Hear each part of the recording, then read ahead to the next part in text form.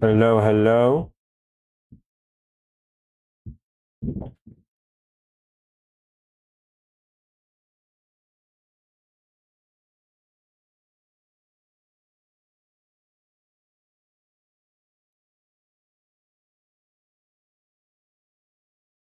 Hello, hello. All right, that's good. Wow, dude. All right. All right.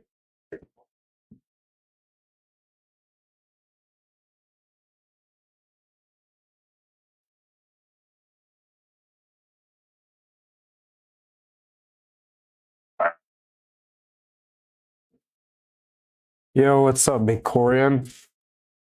How you doing, man? Whoops.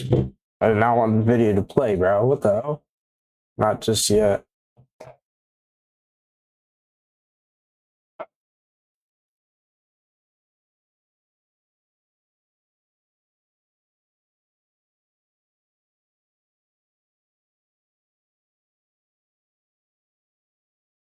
Well, what is this? So right now I'm doing an awareness stream for the Sandyhood Promise. In 2012, a school in Newtown got shot and shot up, and it was like it's really sad. It's very sad. Um, I'm spreading awareness to like ban at least like big weapons to civilians, because why would a civilian need a weapon with like 100 rounds and all that bullshit, And just give them like a pistol or something. I'm young, I know, but I feel like I should still like make awareness about this and all that. Yeah, I know. It's a shame. So we're gonna be looking through all of these videos. I have one, two, three, four, five videos, and we're gonna play. I want to test the game after, so the stream isn't like a whole load of bullshit. You know what I mean? Not bullshit. Whoa, whoa, just depressing. I don't want the video to be completely depressing. You know what I mean?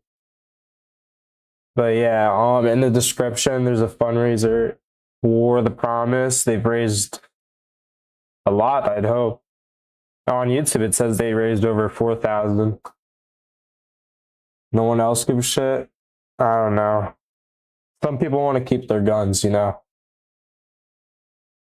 one's here. It is pretty, I mean, I am still a small streamer and stuff like that. Some people got jobs and shit. Yeah. So I'm looking through all these videos real quick. We'll probably start from the shortest video, maybe the most controversial one because of the like to dislike ratio. Here, let's go. Footage of the scene. Actually, we're not going to look at that yet. Or that. We'll look at this. Hold up.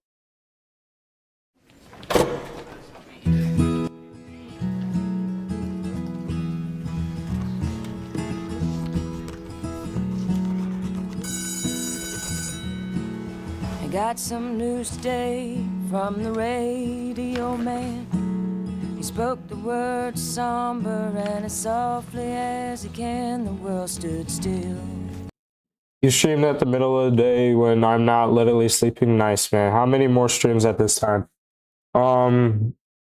Yeah, I mean, maybe a few more streams until school starts, but during around this time, maybe I'll do some more. But it depends. I'm also going to Albania later. Maybe about August 17th. And the sky opened up. I made my way to fill up my coffee cup. Then it occurred to me as the daylight sky shone blue. Today's the day that Johnny met June. He waited a while. He knew that it would. 1840 right now. Nice. School shooting bad. 100%, He man. was gonna hang It's a around shame. here for as long as Yeah, this is weird right now. He's looking through the Instagram and stuff, stalking her. He look over here, like still looking at her. Pretty weird. Yeah, I know. I saw it. What was that? A guy? Wait, what? I did not see that. Oh my God. Who is this? Wait, I didn't see this. Johnny met June. Oh my gosh. Oh my gosh. Even on the computer, he's looking at a gun. Today's the day that Johnny met June. Look, on the computer is a weapon. A gun here. Waited. God. Bro, this guy right here, I think is the shooter. And this video is showing awareness. Like, you can see. I'm gonna watch. He waited a while. He knew that it would. He was gonna hang around. Oh my God, the same guy who's right there getting bullied again. Yeah, bro, this type of stuff. For We as see. long as good, the days went by. Whoa. Hang around here for as long as good, the days went by. Dude, that's so scary. That's actually so scary. My biggest fears is one of these shootings happening in my school, bro. And maybe by someone like, I don't know, I've like said a bad word to. Dude, I'm glad there's a small amount of bullies in my school. Dude, I have a big school, man. Anything can happen. What's less risk in my school, bro? I have like 2,000 people in my school. And there's like a really, actually, I shouldn't say where I go to school, bro, even though it's on some places on my social media. I have a big school, and it'd be like a shame if someone like came and did that, bro. And hours idle past. He was never sure just how long he would last. But there's not much love in a lonely room. Today's the day that Johnny met June. Have a good summer. You too. Thanks. Hey, you must be bored. No way. This is the guy that I was running to in the library. You're kind of Yeah. like guilty. So, so you like to write on desks. Yeah, that's what I do.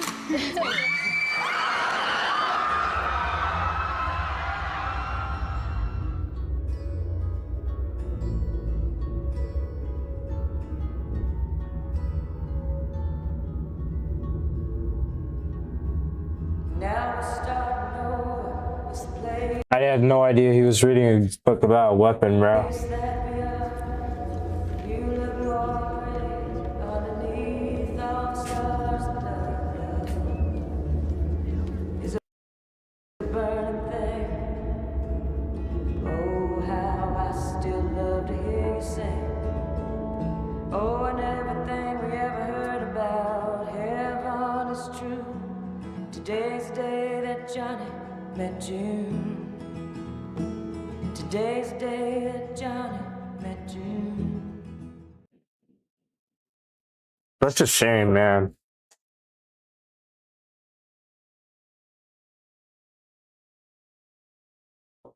Like, these people don't just become like shoot just because they feel like it, unless, you know, you're mentally ill and stuff like that. But yeah, it leads up, you know, there is signs. All right, what is this, bro? What am I looking at, bro? That's one video down.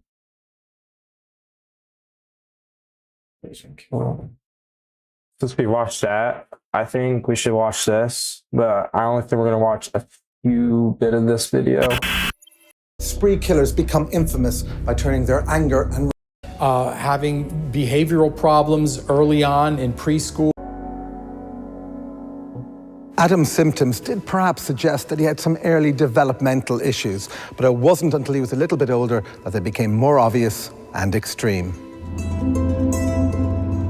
By the time Adam lands at his 5, his deficits are becoming much more noticeable. Adam didn't like to be touched.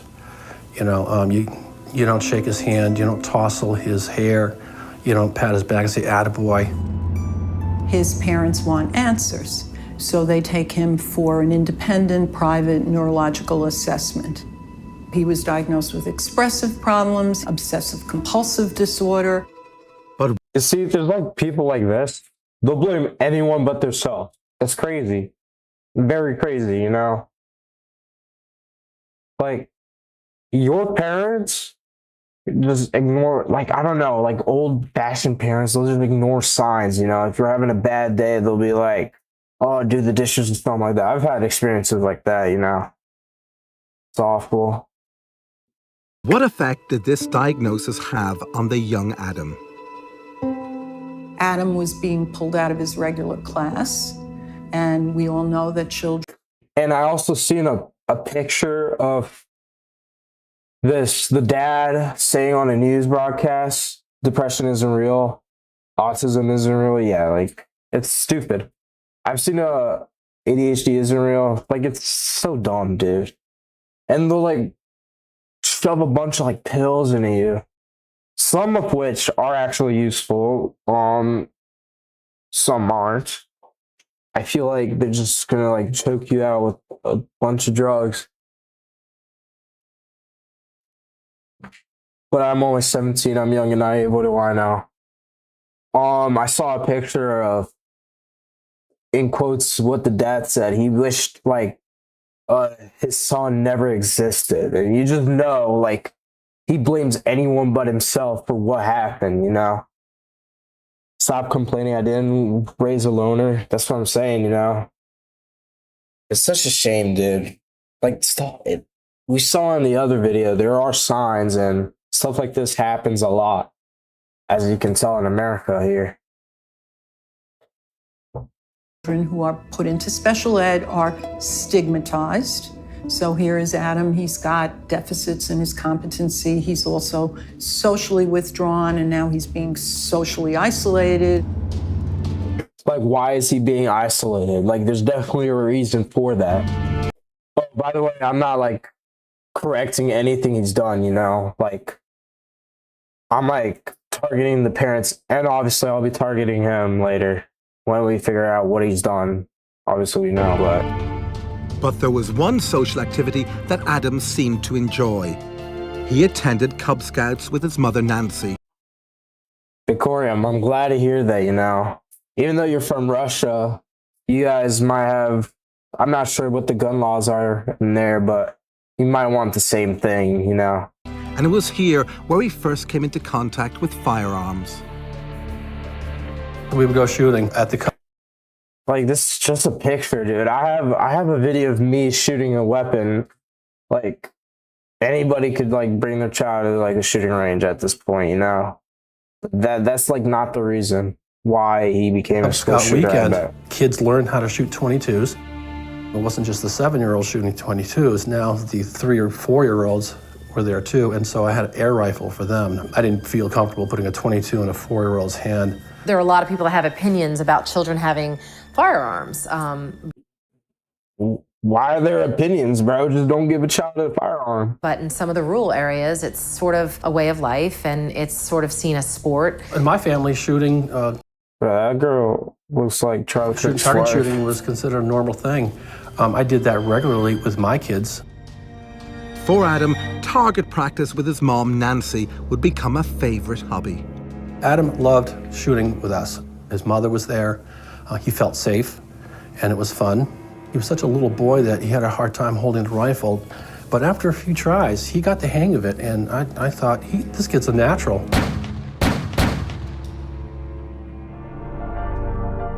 Were Lanza's communication problems really a cause for concern? And did his early introduction to firearms contribute to the terrible events that were to come?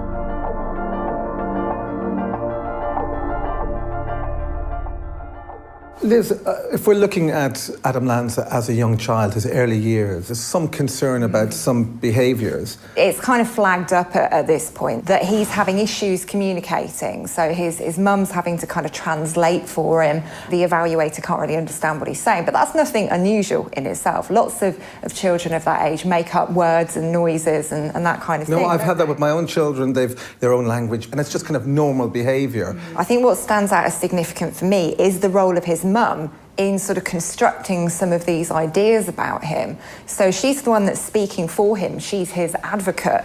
And I think... Exactly, dude. Even she understands. Also, your cuz low-key the opposite of mine. I'm trying to get long hair, but because I'm lazy to cut it. I'd be letting my hair grow out a lot. That's a pattern that she follows throughout his childhood.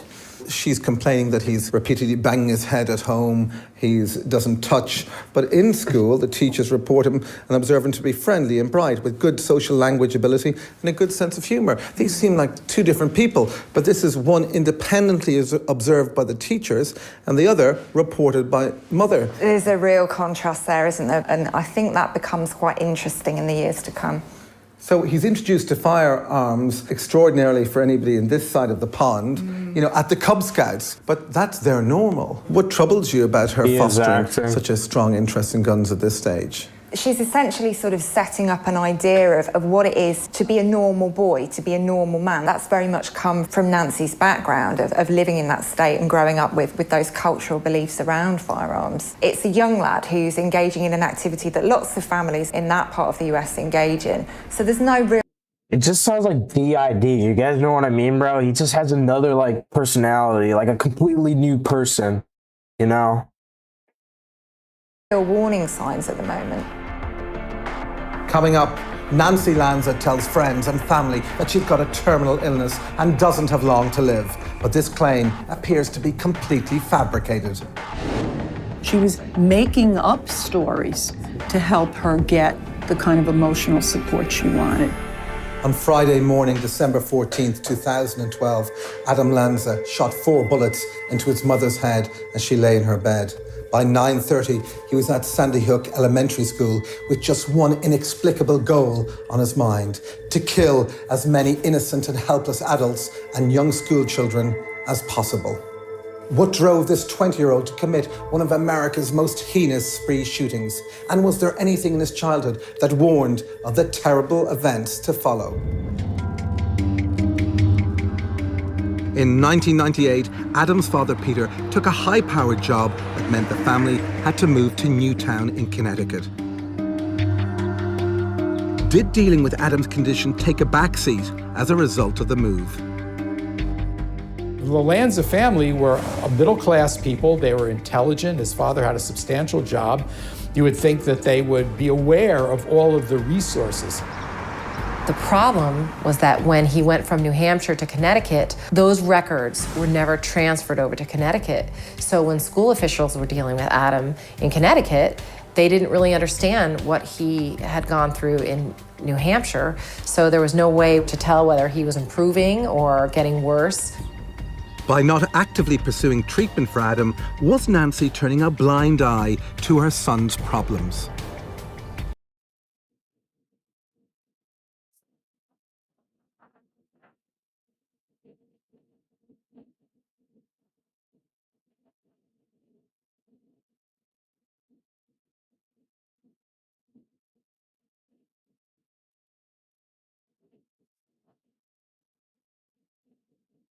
Many, many parents don't Crazy.